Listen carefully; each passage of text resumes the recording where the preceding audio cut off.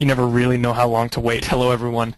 It's Joshua back for another installment of our webinar series. I'm going to take about 15 minutes today to talk about third-party content.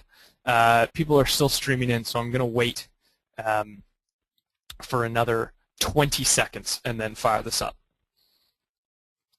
It's a nice cloudy day in Vancouver. We only get 5 sunny days a year, so it's good that we're not using one up. I like to use them up on the weekend. Let's fire this up. So welcome to a whole bunch of you that have continued to sit through these sessions and be part of the series. Welcome, and welcome to a few new faces. Today the topic is third-party content, and I really want to, this is a really important one. I spent a lot of time talking to organizations about performance, and third-party content is something that started to become part of the lexicon for organizations. Let's start with the end in mind. I don't have any incredible revelations here for you about third-party content, but I want to go through this presentation, outline how to figure out what's third-party, because some of you might not know why there are performance challenges, and some ideas around what you can do about it. So let's start going through this. I want to just, for the purposes of background, talk about some of the tools and pictures that we're going to be looking at. So I see on this list there's some real experts, and there are also those that are new to this. So for you experts out there, take a sip of your coffee and give me 2 minutes. Waterfall chart. Most of you will be familiar with this. This is the representation of a page downloading from the browser's perspective. You have the HTML that is coming directly from the server, sometimes from a CDN, and then you have the resources. We're going to talk a lot about HTML and resources in this conversation, so I wanted to set the bar here. In each component, there are a number of pieces. You have a DNS lookup time. That's that teal color. You have a TCP connection time. You have the time to first byte, and you have the content download time. Those are important elements that, as we look at, for example, third-party widgets and tools, are important here. Let's keep going. So first of all, I want to talk about how to identify third-party content. This is, again, for some of you that are technical, you'll know what's third-party, what isn't. I want to take an example of, I really like this waterfall from Steve, and I want to look at this as an example. So Steve has a project, and we'll come back to this. Steve Souders from Google, the P3PC project. We'll talk about that because it's really instrumental, I think, in leading edge in terms of third-party content. But here's an example of what third-party content can do. So we talked earlier about the waterfall. This green line is start render, and then somewhere out here, and we can't actually see the end of the waterfall, we'd have the document fully complete. I have stevesouders.com here, the PHP page. This is my HTML, 430 milliseconds. I then get, and this is where we can start identifying third-party content, and we'll go through some waterfalls, actually run some ourselves. Here I start seeing third-party content. dig.com, widgets.js, dig.com, and from item 2 all the way down to item 9 are all part of the dig button that you might see on sites.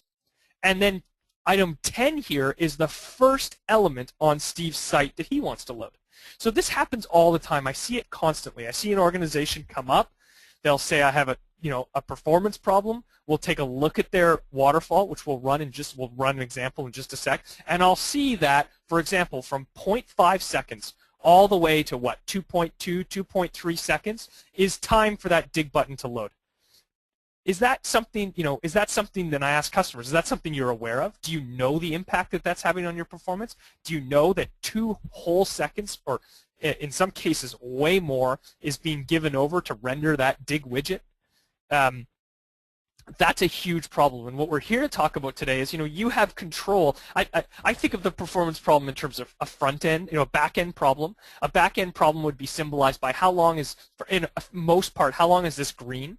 How long does it take for the server to send you the HTML? I then think about it as a front-end problem of resources you can control. So in this case, it would be everything under the stevesouders.com domain. So that would be resource 1 and resource 10. And then I say, what is your third-party content? Because really, you don't have a lot of control over that. Your data center is not serving out items 2 through 9 and 11 to the browser. So let's go and take a look at a few sites. I want to open it up to the question board to ask for a few sites. So I'll wait a sec as I'm transferring over there. Put a site in you want us to take a look at, and we'll go. First site, you guys know, or some of you know, that I'm a big fan of Web Page Test.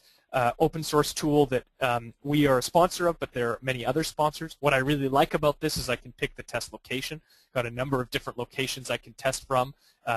What's key to me is that I can use real browsers, in this case IE 6, 7, 8, or 9. And I also have the ability to modify my connection speed. All really important elements from a performance perspective. So let's take an example. I was just looking at a site with a lot of third-party content, villagevoice.com, the New York-based, actually it's Phoenix-based, but New York-based rag. So let's take a look at that. I'm just going to start a test, and I want to take a look at the results. So here's just a good example. I want to run through this for those who haven't seen this. You run the test, you can pick the number of iterations, you can capture video, you can do a lot of other great stuff. But I was just looking at this the other day as a site, and I thought it would be a good example. So I'm going to wait for the test to run. As I'm doing that, I'm going to answer a couple questions because a few have come in. So Jim asks about, so Jim's asking a few technical questions. So Jim's asking about how you can make things async and iframes, and we're going to get to all. We're going to hit on all of those topics. So hold your horses, Jim. We're going to get there. Mary asks, which is a good question in light of web page test, about how do you see where things are coming from, what domains, and that's exactly what we're going to look at right here. So let's take a look at this test is still. See, like all good cooking shows, I have one prepared. We won't wait for that one to come back. Here's an example of Village Voice on IE7 on DSL. So here's the waterfall. Let's take a quick look at that.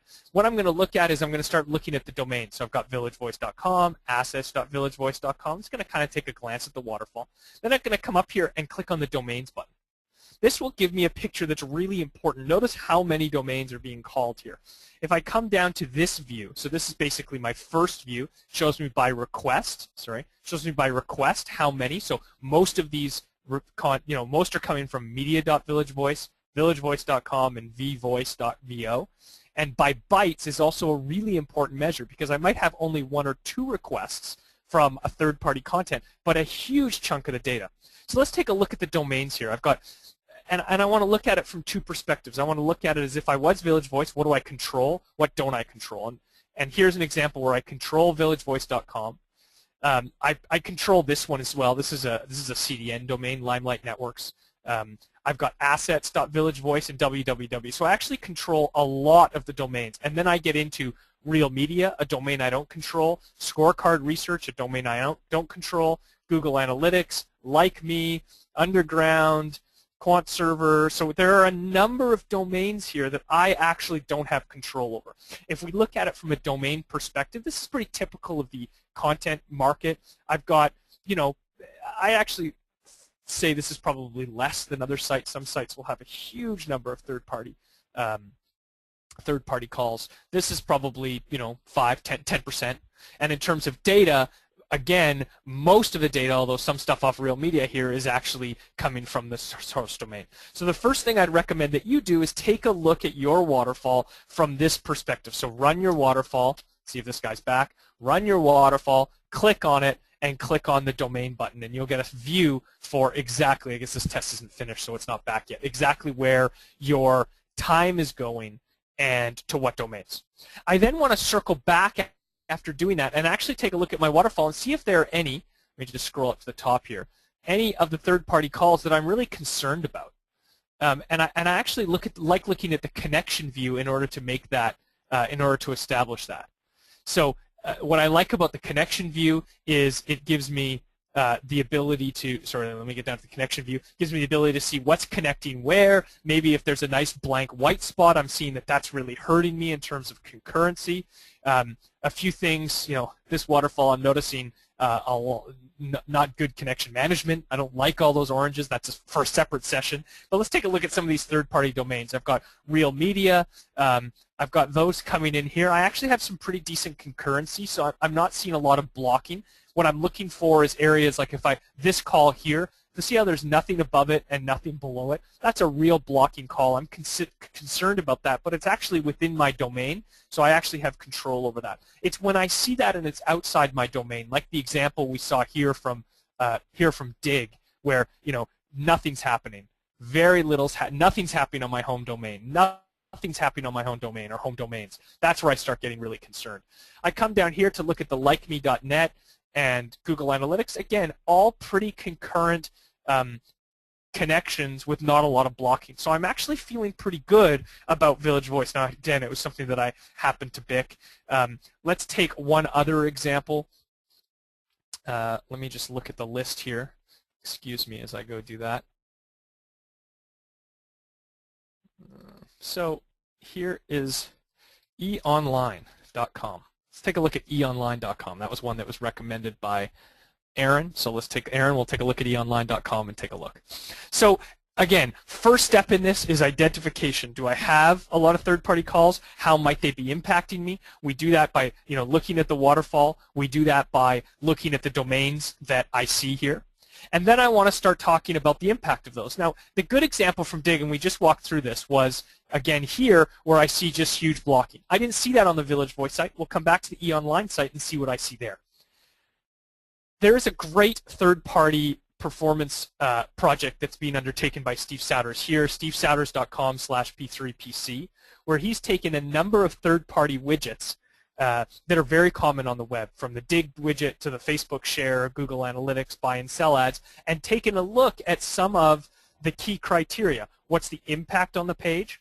How do they score from a page speed? Do they use document rights, which you do not want to use? That's why they're sort of a nice pink. They should be red. How many requests are you incurred because of it? What's the size? JavaScript, DOM elements, and load times. So take a look at, Dig was, and I should say was because I want to come back to Dig. I think they're a really good example. 673 milliseconds. We saw obviously significantly more. Now this is a crowdsourced application, so you can actually run it here and see what it runs on your desktop. This is a really cool one. I want to come back to the eOnline site. Wow, look at that, 33 seconds. I'm going to just wait for it to finish its test so that we can look at the domain view breakdown, but there should be some good food there for our discussion. I want to take an example. So let's say the buy and sell has a small impact on the page. It gets pretty decent Y-slow scores, decent enough page speed score. It doesn't do a document write. We're not going to have time to, I just got a question from Lois. We're not going to have time to get into the document write side, but that's for another day, and I can answer your question offline. Not a lot of requests, so I'm feeling good about that. The total size in both cases is pretty small, not a lot of DOM elements, and pretty fast. That's a third-party tool I'm pretty excited about. I feel good about that. Let's come back to the eOnline site. I have my domain breakdown, so not doing compression, not compressing images, bad caching, bad combination, and they're using a CDN. So there's a lot of opportunity here. Let's look at it from a domain perspective. So I'm going to come into my domain breakdown. Wow, okay, that's pretty. This is pretty typical, to be honest, of the enterprise content sites that we see. I'm going to look at this from two perspectives. How many come from my own domain? The vast majority do. A lot of stuff, though. Facebook, Whiting, the platform, Twitter, there's a lot of stuff. In terms of bytes, again, so I'm feeling like there's a lot of things. I'm also looking at seeing that most of the requests and the vast majority of the bytes are coming from my own domain. So my problem space is actually reduced. If it was Facebook that was having most bytes and Facebook with most requests, I'd be more concerned. Let's come around and look at this. I'd start looking at Twitter, Facebook, DoubleClick, obviously my ads. There's some Amazon stuff. This is ripe for a third-party analysis in terms of what it might be looking like. In order to do that from a performance perspective, I'd come back to my summary, click on the waterfall, and come down to the connection view. And let's see if we see any just atrocious blocking or times that we think are, there's definitely blocking from Facebook. Here's a good example of where there's just white space, and nothing underneath it. So that's an example of blocking. I certainly would take a look at the Facebook components, and it's not a significant amount of time, but it is definitely time. Google Analytics is the async version, so we're good with that. Definitely some blocking from ads or some concurrency issues in some of these areas, but not terrible. And then pretty reasonable concurrency with some of the big content that's being downloaded up top here. Maybe a bit of issues at the end. So overall, the third-party content is significant in terms of number of domains, pretty significant in terms of number of assets, not so significant in terms of the performance pain. The reason this site's so slow, for the most part, is very much we're doing 5.4 megs. I mean, 236 requests, start render at 6 seconds. This This is something I salivate at. And a couple more questions. Ken and James are both asking for site reviews, and there are a couple more coming in. We're almost up to the end. We have another 4 minutes. These things go quickly, so I apologize for that. I want to come back to this slide deck and talk about some of the things that you should do in recommendations. So, sorry, let me come back to that. So obviously we went through this, and the presentation will be able. So what can you do about it? Well, here's my recommendation. First thing I think you should do and you'll hear sales guys telling you this stuff all the time. Hey, it's just one line of JavaScript. So first thing that I recommend is when a sales guy says it's one line of JavaScript, ask for customer references and run waterfalls to find out what that third-party content, how that third-party content really affects you. Do the same process I did. Look at the domain breakdown, find out the ones you want to look at the connection view and the waterfall, and make a determination about how impactful it is. If it looks like the one Steve has here, this is impactful, incredibly impactful. Here to here, nothing else is loaded. Here to here, that's a huge problem. Other examples like this one, you'll see there are some, but we're not as concerned. I mean, a couple hundred milliseconds is less, and you're going to want to do a cost, a trade-off within your organization and say, does that feature or functionality that I'm using third-party for make sense or not make sense?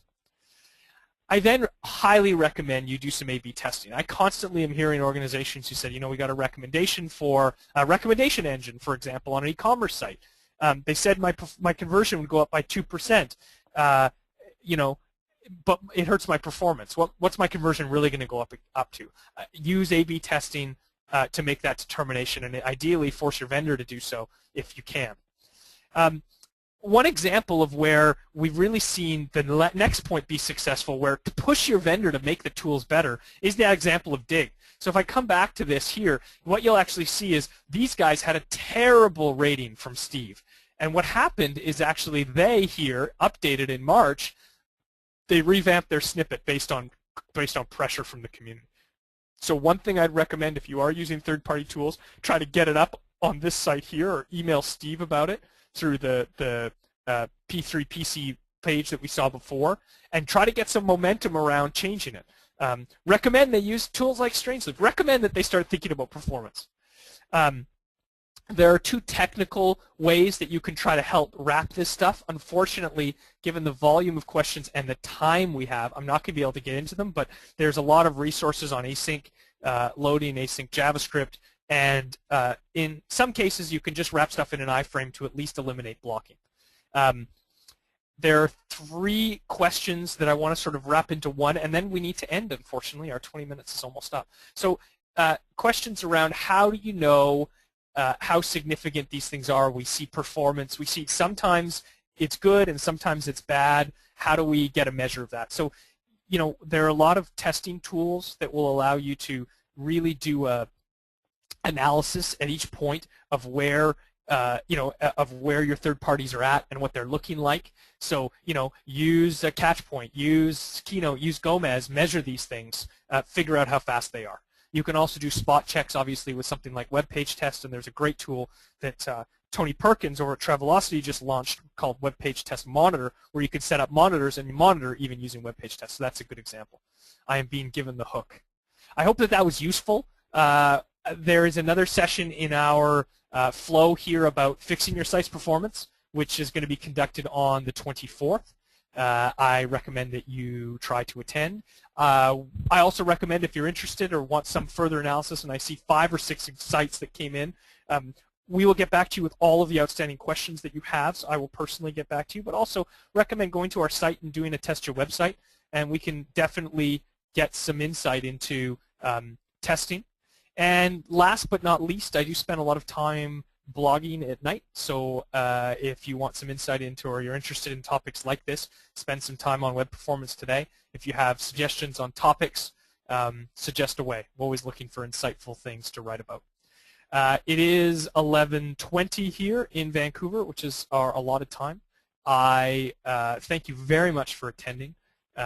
If